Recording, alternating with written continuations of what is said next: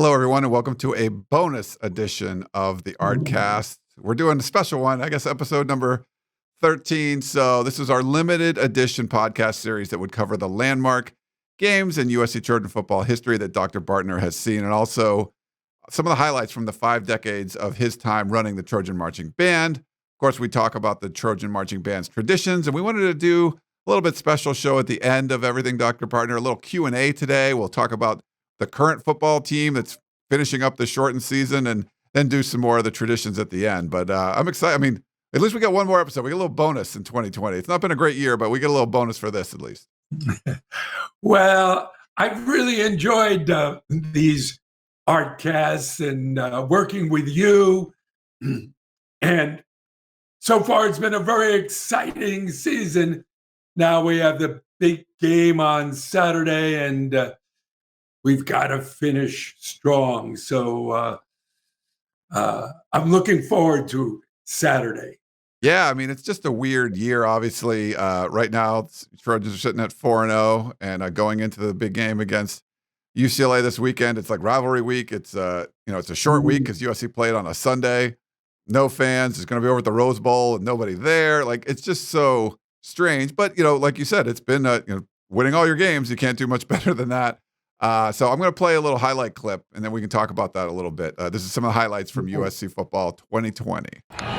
Game in the balance here. Offside coming up. Replay. Slovis winds up. End zone. Oh, touchdown. In the vicinity. There it is. Yes. Oh, let's see. Do they have it? Here's Slovis looking. Fires. Inside! Touchdown! Drake London! Slovis looking, steps up, delivers, sideline, caught. Amon-Ra St. Brown. What concentration. And they'll hand it off. Malapei fighting, and he'll go down. Did he get in? Yes! Touchdown, Southern California. Standings with their last-minute loss. Handoff Utah. USC's run defense so far in this one, Rod, has been outstanding. But he was the leading returning rusher for the Utes. Another sort of screen pass, and that one's intercepted. It was overthrown. NFL players rising, goes down, and the ball comes out. Still on the turf. USC is on top of it. That USC team, Utah fumbled the handoff. Ball's on the turf, and SC's going to come up with another turnover. He pressured, got away from Drake Jackson. He's going deep. That one hanging in the air for a long time, and it's intercepted. That's a heave downfield into traffic, and that's intercepted. Utah lost one of them. As Slovis fires to the end zone, it's St. Brown for the touchdown. The offensive side of the ball. On third down, Slovis airs it out to the end zone. Caught for the touchdown by St. Brown. Out and in the interception, setting up this first and goal. Jet sweep, St. Brown looking for his third of the night. He's got it.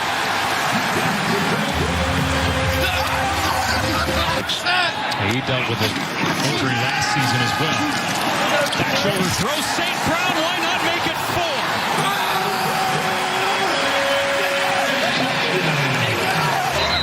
4? Yeah, so pretty interesting stuff from the 4 games. I'll give you a few things that stand out to me and then get your thoughts. Definitely like how the defense has played the last couple of games. I thought they got a lot better with Todd Orlando and his new scheme. Of course, whenever you get an onside kick and you're down by 2 touchdowns with 3 minutes left, you can come back and win the game. That's the Arizona State game. That was crazy. And then what we saw on Sunday, Amon-Ra St. Brown catching 4 touchdowns in 1 quarter. So there's some, for a short season, there've been some pretty good highlights. I agree. I mean, we've covered 50 years, but in these 4 games, there seems to be more highlights than all 50 years. Each game has just very unusual plays, and I still can't get over that. Right, the Arizona game. I mean, the tip pass, the onside kick, and then the dart to Drake. You can't write a script like that.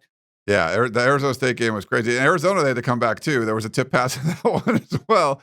I'm like, oh yeah, I forgot about that sideline tip pass that could have been intercepted, and USC loses that game. And exactly. Yeah. But I mean, I do like the way the defense is playing now. It seems like they're flying around the football a little bit more. So we'll see. I mean, it's a big one against UCLA, who didn't look very good to start, and the last couple of years. And this is the best record that Chip Kelly's ever had at UCLA. Mm-hmm. They're running the football well. They're playing good defense, really aggressive. See if USC can take advantage of that. So unless you're dropping back and playing 7-8 men in a zone, it seems like USC can pick you apart. But UCLA is going to get after you. So I think this is going to be a really fun matchup to watch. Yeah. Well, again, yes, I think the big improvement with this year's team is the defense, and adding, a whole bunch of new defensive coaches. Todd Orlando as a defensive coordinator. In the last couple of games, the defense seems like they have their mojo back or something, kind of pumped up.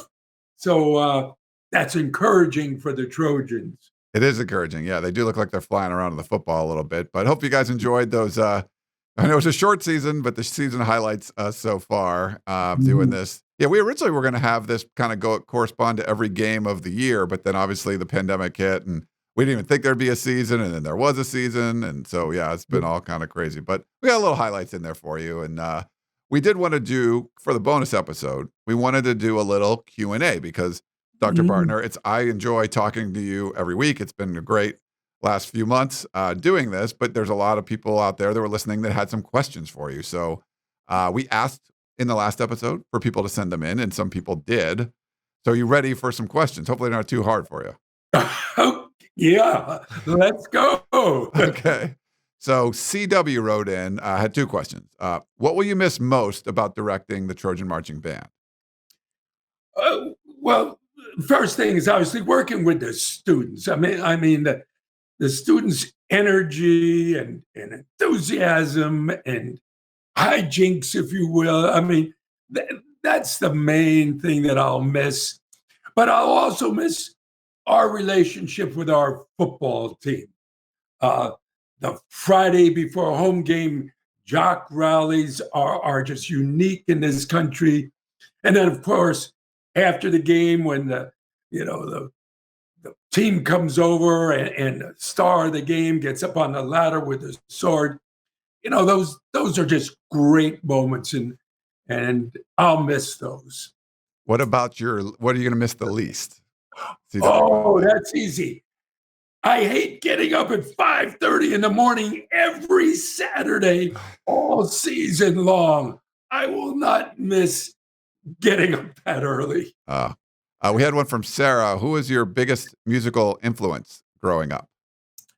Oh, yes. That's a good question. I would say, one of them was, John Williams, the great movie composer, and he's crisscrossed my life for 50 years, and always willing to, spend a little time and mentor me, and just not only a great talent, but a great person. What about your favorite musical genre? She wanted to know outside of like big band. I am a huge fan of the American Songbook. I love the old, ballads, all those great tunes, and I love listening to, jazz singers perform them. Mel Torme comes into mind, and Sarah Vaughan, and so that might surprise people, but I love listening to that genre of music. All right. Esther T wrote in, if you knew in 1970 what you know right now, what would you have done differently, if anything? Well, that's always a tough question, and the only way I can answer that is that when I took over the USC band, I was 30 years old, it seemed like I was only a couple of years older than the band members. And we kind of grew up together. We kind of learned as we moved forward.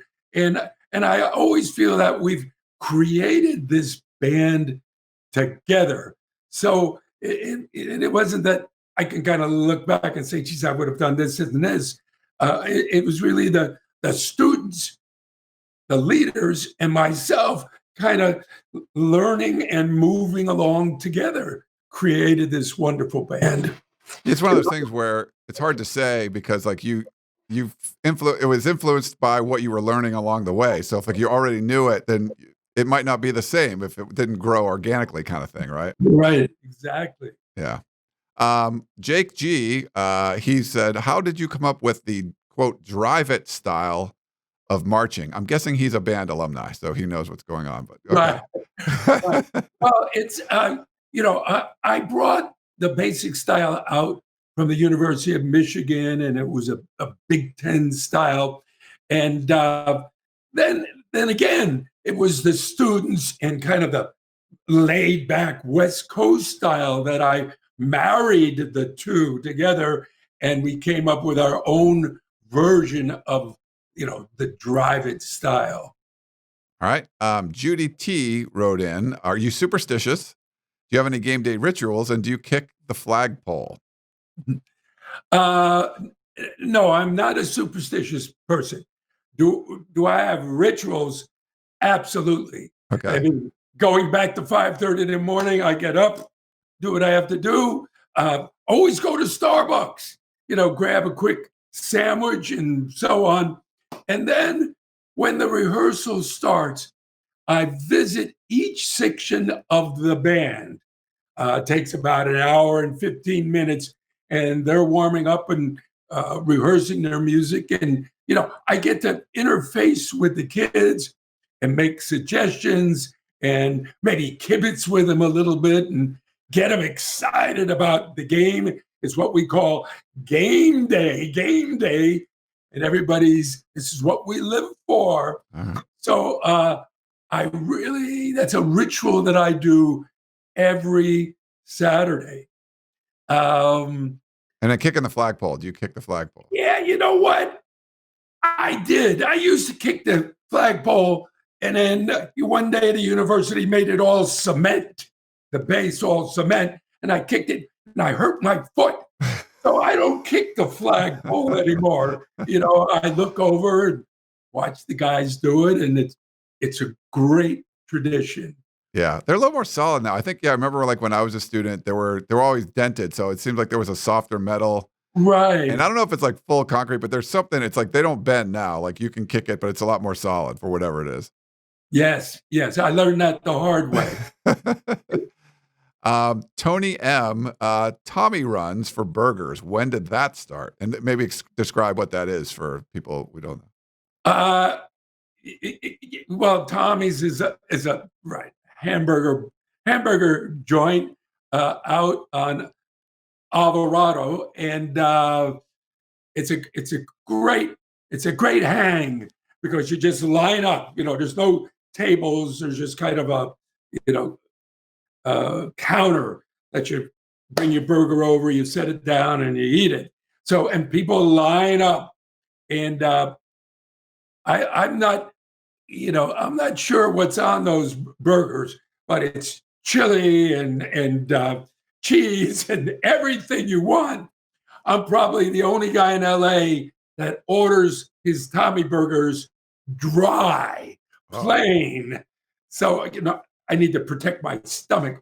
So, but anyway, that's been going on, since the early 70s. It's just kind of like, especially, after gigs, we go out and do a television gig and whatever, we always take the kids over there, and then I'm sure they go out after football games. Yeah, those are good burgers. I haven't had one in a long time, but that chili on there, pretty good. Sorry, it upsets your stomach, but it is really good. Yeah, it looks good, but okay. We got one from Chris D. What's your favorite song to conduct at football games? That's easy. I love to conduct the theme from the Lone Ranger. Oh, okay. It's the closest piece we have to classical music. It was originally written by Rossini for his opera, William Tell. And, you really have to conduct that a little bit or else it'll fall apart on you. And we do it between the third and fourth quarter, and Traveler runs out, and then we light the Olympic torch. So it's so unique to the Trojan marching band, Trojan football, LA. It's just a great tradition. Oh yeah, no, that's a really good one. Everyone claps along with it and stuff, so that's good. Yeah. I remember my student days, Dr. Bartner. Good. Steve O says, "What advice do you have for your successor?" Yes. I would say number one, he or she has to embrace the Trojan family. We are a community band. This isn't our band or the football's band. This is USC's band, the community. So you have to embrace the Trojan family, and then you have to respect the traditions. This university is over 100 years old. We've had great football teams, dating back to Howard Jones in the late 20s and 30s. So there's a lot of history and there's a lot of wonderful traditions that really have to be respected. And we got one last listener question or viewer question. TF, what is your proudest accomplishment? Oh, that's easy because there's really two. Number one has to be Tusk, which we'll talk about later in the show. And then the other one was directing the 800-piece Olympic band in 1984. And, in fact, both those events, went worldwide. And, obviously one made the band famous, but the other one was really a collaboration of bands from all over the United States, and to represent your country is just a wonderful experience. Well, thanks everyone for sending in those questions, and thanks Dr. Bartner for answering them all. We have one final segment here on the Artcast. Maybe we'll do one down the road or something, but as from now, we'll finish it off with this one. But it's a good one about Trojan Rockstar. So no other marching band has the list of collaborations in the music industry like the USC Marching Band. And I know we talked about Diana Ross before, but that really was a big break for you guys, right? In 1973, the Rose Bowl, it really got people talking about the band at USC. Yes, it's important to mention her again because she really was the first pop rock star to appear with the band and on a grand stage of the Rose Bowl in front of millions of people. And she really set the tone for everything that followed. So it's the right place to start. And let me got a little clip for you, and then we'll talk a little bit about it more. Here you go. Whoa, my dear, I love this here to stay. Together we're going a long, long way. In time the Rockies may crumble, Gibraltar may tumble, they're only made of clay, but I love this here too.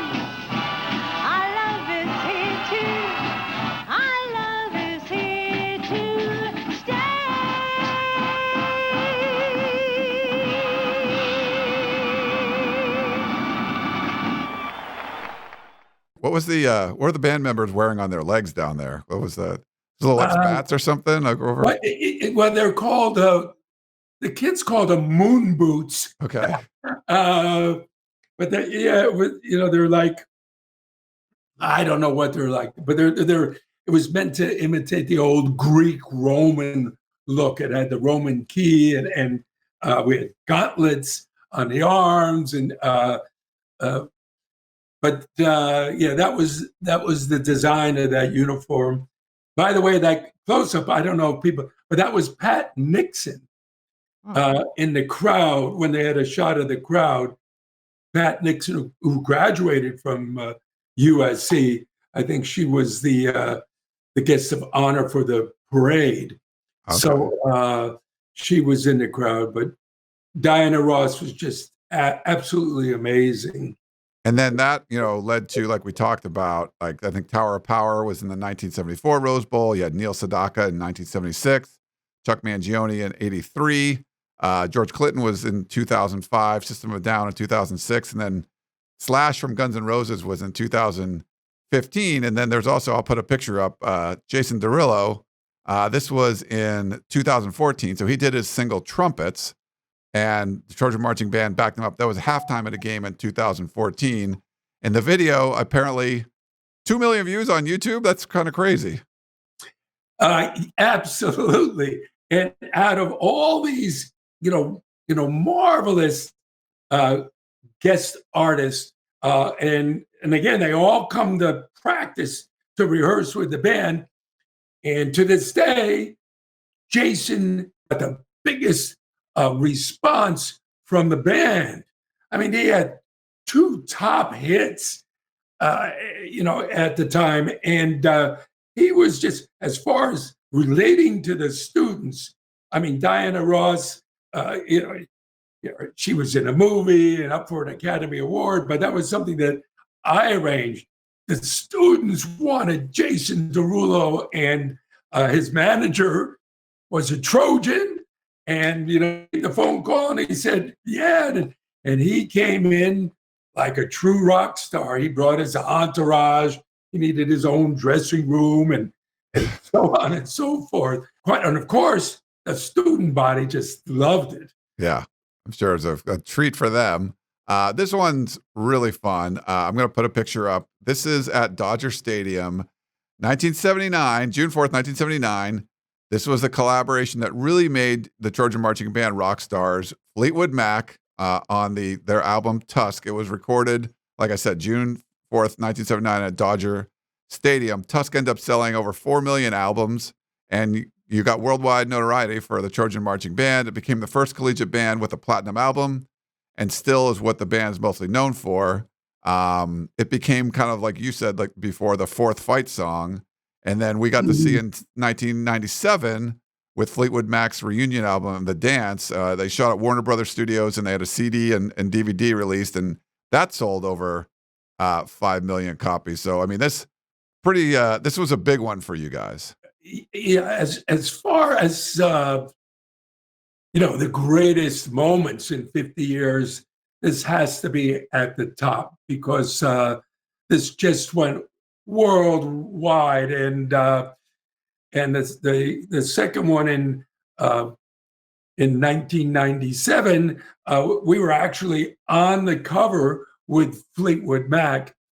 We marched in on the drum break, and the crowd that packed, Warner Brothers studio just went wild, and whenever they play it on the concert, this brings back the University of California Trojan Marching Band. And this one, I'm going to play a clip for you. This is behind the scenes when you guys actually shot it. And it's fun when you listen to it, and they're talking about, and I think one of the parts is like the tubas are coming in too early, and you're like they said that to you, and you're like, tubas, slow down, or whatever. Like you said something, and it was pretty funny. But just that, like, to see you in the recording studio, I mean, that's pretty neat. That had to be a great experience. Yes, the band is live, outside, behind second base, and here the studio is hidden somewhere.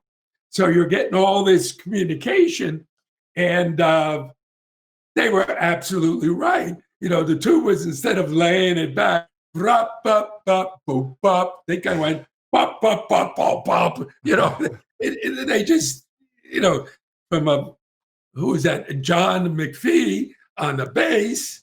No, you got about, I forget how many, 8, 10, 12 tubas there. And they just get excited and rush. So they were really right. Yeah, that's funny. And it was neat. You got on real quick. Well, I'll play the clip for everybody so they can hear it. But this is really interesting behind the scenes stuff. So check it out. It started off as a stage riff. We used to warm up just before we started playing on stage. It was like dun dun dun dun dun dun. So we just started playing that in the studio. And actually put the whole song to sleep. I forgot about it until I came up with the mad idea of doing this.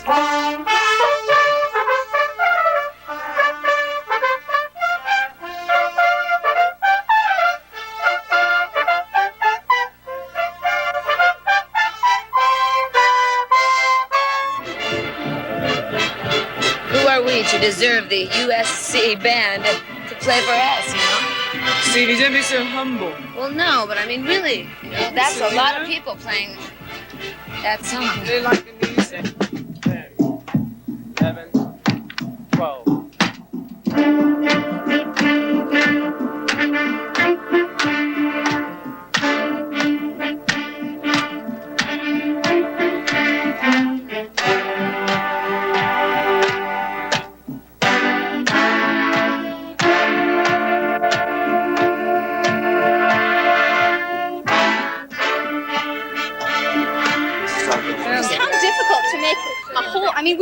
We play different styles of music completely. We're not even used to this type of a sound at all. We're used to our rock sound, but it's different. It's a march band rock sound. It's not the same. And then to have to match it with you is neat. It's a neat challenge for us. Art? Yeah. The reason why they want to do that first half over again is because where the tubas come in, the band has a tendency to rush just a tad that last take. Tubas! Band! Hey, don't rush where the tubas come in. Bum, bum, bum, bum, bum. That's where it was. Yeah, that's where it lost her leg.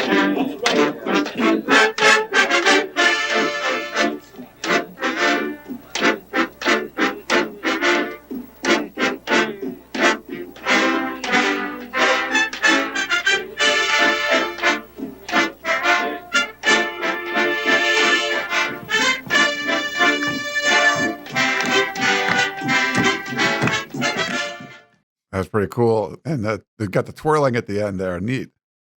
Yeah. Well, a couple of things. First of all, Stevie Nicks comes out with a baton, and she stole the show. So did she do that in high school or something? Or she's done that before, obviously. I mean, she was she did it in high school back, okay. 100 years ago. And that's my drum major, Rodney, who was just, a wonderful drum major. But since he wasn't playing, he got to hold my music. Third, that Tony Fox, my arranger, you couldn't see his face, but he had obviously a gold shirt on, but he was up in the booth with Fleetwood Mac's people for the recording. And the last thing was that the members of Fleetwood Mac were terrific with the students. At breaks, you can see, various students coming up and talking to them, asking for autographs. I mean, we were part of their family. And it was just a wonderful experience for our students. Yeah, that looked pretty cool. Was there a lot of just microphones set up with each group of the band, like where the tubas and the trumpets and all? Was everyone have a different microphone, or how did that all work? No, it's more like it's an ambient sound, where there's maybe one or two on each side, of the band. You get the total sound of the Trojan march band. It's pretty terrific. Okay, so you want that just kind of what the if you're in the Coliseum, what you would hear as sitting in whatever your seat is. Okay. Exactly. Okay. All right. I'm no musical expert, but I'm learning, so that's good. But so from that, it seems like a lot of stuff stemmed off of it. You got to do, other bands asked you to record things like The Offspring, War, you were in music videos for Kansas, 30 Seconds to Mars, The Roots, Portugal the Man, Flatbush Zombies on television. Like it seemed like a lot of bands would have invited you guys in, and partly because of the Fleetwood Mac situation. Yes. Well, Offspring, is still, we still play two of their tunes. So, and the fact that Dexter Holland, the lead singer, was a USC graduate, has a doctorate in chemistry. So there was just this strong relationship. And we played with them at Universal Studios. We went into the studio and recorded with them.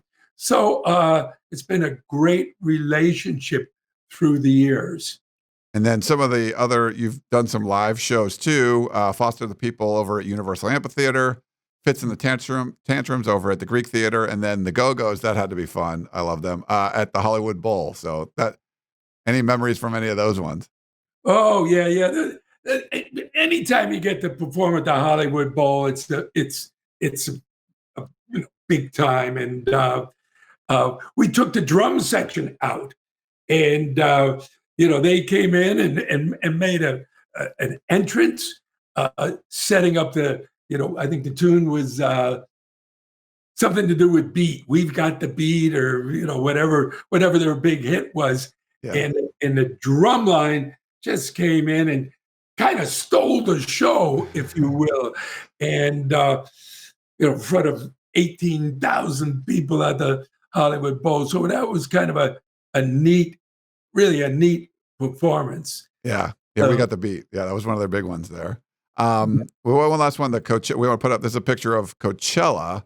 So it's the biggest concert festival in the world, and the bands played there 3 times. Coheed and Cambria in 2010. Odessa, I believe it's 2015, and then Major Lazer back in 2016. Apparently, that was the largest crowd ever at the main stage. So playing at Coachella, it doesn't get a lot bigger than that. Yes, if you're gonna be a rock star, you have to play Coachella. It's as simple as that. You haven't arrived until you're performing at the Coachella Music Festival. And the one I remember, yes, is the Coheed and Cambria, because that one was with the entire group. And I actually, it was a combination. We had about 20, 30 guys, and we filled the stage, and they were all set up on the stage. And I made my appearance because they needed somebody to cut it off at the end. So at the very end, I came out, stood in front of the crowd, and I did cut off. And then I acknowledged, the band and left the stage. Nice. Well, one last one we're going to talk about is the Grammys. And a couple times being there, 2004 with Andre 3000 from Artcast performing Hey Ya. And then the second time, 2009. So, this was, besides playing Tusk, it was the Orange County Register called it the Tusk for a New Age. And they performed, you performed the 15 step with Tom York and Johnny Greenwood from Radiohead. And it was named one of the top 25 television moments of the 2000s by Paste magazine. We have a clip of that, but I don't know if you want to set it up a little bit, Dr. Bartner. Well, yes, this was unique because we were 3/5 of their band. Tom York is the lead singer. Johnny Greenwood is, the guitarist, and we were the other 3/5 of their band. And come January, we would record. They're over in England. We're in LA, and we're sending our tracks over to them and seeing if we're getting it right, if they approve, and if they like it, then they'll come over to LA and do the Grammys with us. And, of course, it had a happy ending, and they came over, and we rehearsed with them every day for a week. And this was a huge success and very unique. Yeah, so let's play the clip here for you. We'll play the whole song.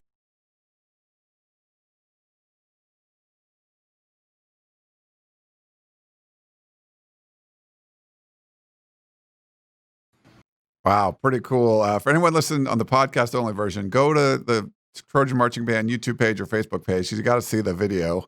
That's cool stuff, Dr. Bartner. I mean, that's a real piece of music. I mean, nothing will replace Tusk.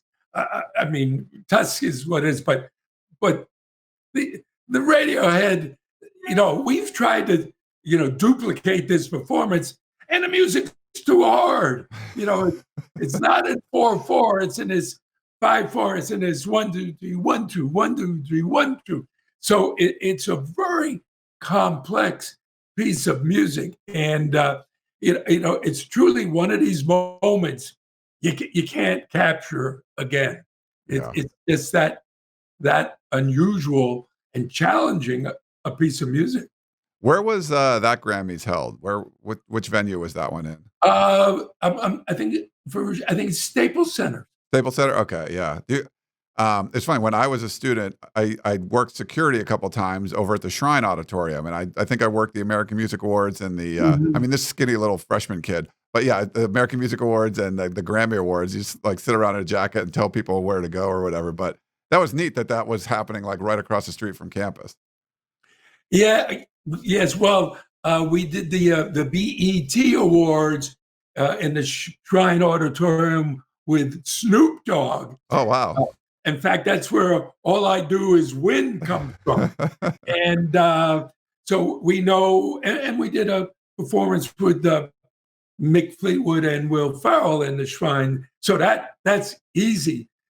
All right. Well, Dr. Bartner, I think that's going to wrap it up. You got a little freezing there at the end. So I think the internet gods are telling us to end the show, but it's been a great run.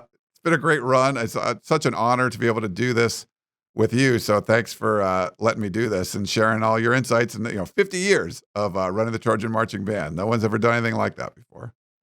Well, I want to thank everybody for tuning in every week and sharing with us this great journey, if you will. And I've enjoyed it. And Ryan, you've kept it moving and kept me under control and gave a nice format to our performance. So now let's go out and win the big game. Yeah, go beat UCLA. Fight on. Yeah, real quick, Dr. Bartner, I want to let people know, I kind of went too quick, but there is an announcement I had for you. So we're not sure when you're going to do to celebrate your 50th anniversary, but you can go to uscband.com/celebrate50 for updates on the event. So that's what I guess you guys are trying to figure out when you can do that now. Yeah. Well, we're looking at homecoming weekend of 2021. Okay. And we're going to make it a big celebration. And I invite all our viewers to join us because it will be a celebration of 50 years and kind of a culmination of everything we've discussed for the last 12, 13 weeks. Yeah. And you said me keeping you like under control a little bit. If we were in person, it might be a little different. Maybe it's a little easier if we're doing it over webcam. But if you were like sitting next to me, I think you'd get a little bit more out of control. Just knowing you, I think that's what it would have been harder to rein you in a little. Well, I've gotten used to this virtual digital approach. So yes, I'm definitely more under control, if you will. That's all right. Well, thanks again, Dr. Bartner, and thanks to everyone out there for listening. Enjoy the rivalry game this weekend, USC, UCLA, and stay tuned to the Trojan Marching Band's page to find out what's going on with the 50th anniversary celebration. But thanks again, Dr. Bartner. Well, thank you, Ryan, and let's root our Trojans on to victory. All right, fight on, everybody. Fight on.